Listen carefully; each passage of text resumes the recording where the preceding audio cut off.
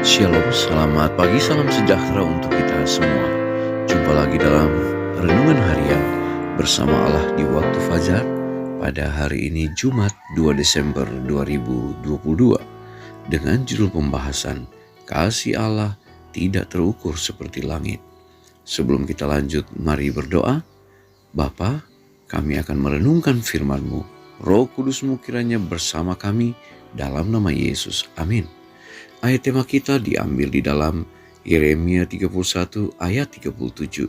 Firman Tuhan berkata, "Beginilah firman Tuhan sesungguhnya, seperti langit di atas tidak terukur dan dasar-dasar bumi di bawah tidak terselidiki, demikianlah juga Aku tidak akan menolak segala keturunan Israel.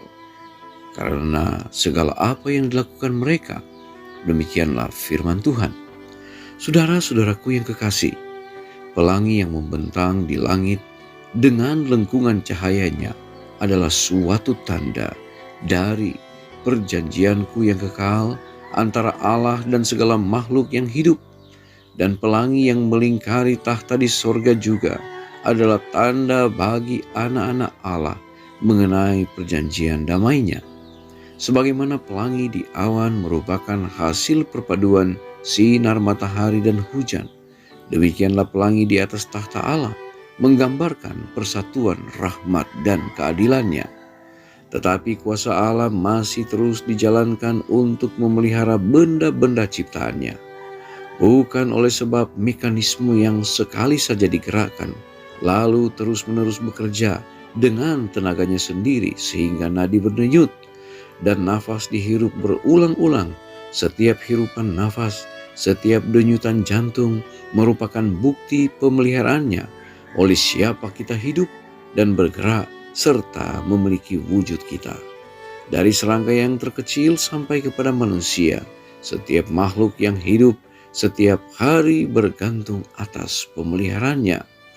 Kuasa besar yang bekerja di seluruh alam dan menopang segala sesuatu bukanlah seperti yang beberapa orang ilmuwan nyatakan, hanya sekedar suatu prinsip yang meliputi semuanya, suatu tenaga yang bekerja.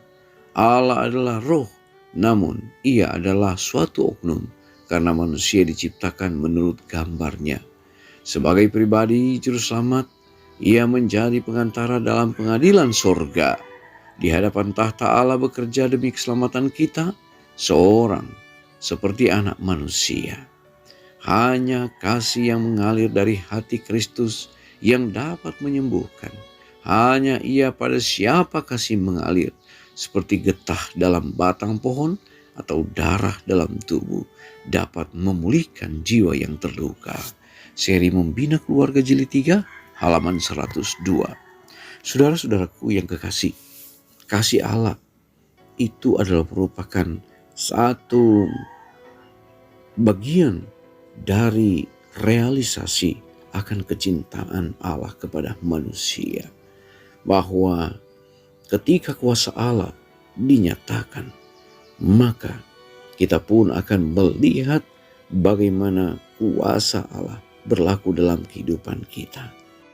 Ketika nadi masih berdenyut dan nafas dihirup berulang-ulang, kita harus yakin bahwa setiap hirupan nafas, setiap denyutan jantung, itu adalah bukti kasih-Nya.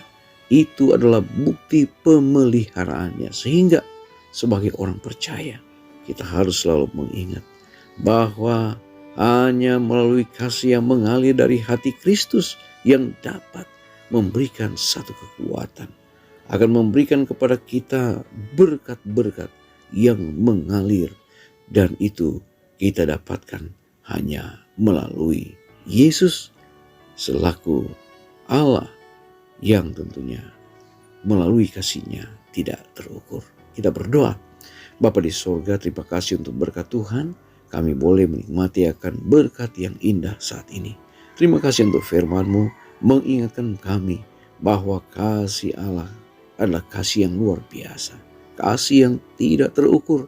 Kasih yang dalam pandangan manusia itu terus akan mengalir ketika kami masih ada di atas dunia ini. Terima kasih Bapa, ajarlah kami untuk selalu melihat, merasakan bahwa setiap helaan nafas, setiap berkat-berkat kesehatan itu adalah anugerah dari kasih Allah bagi kehidupan kami. Kami serahkan hidup kami hari ini ke dalam tangan Tuhan, memohon perlindungan penjagaan Tuhan bagi kami, dan berkatilah kiranya umat-umat Tuhan dimanapun berada, semua dalam lindungan Tuhan, dalam nama Yesus kami berdoa. Amin. Pertemuan kita telah selesai, kita jumpa lagi besok. Shalom, Tuhan Yesus memberkati.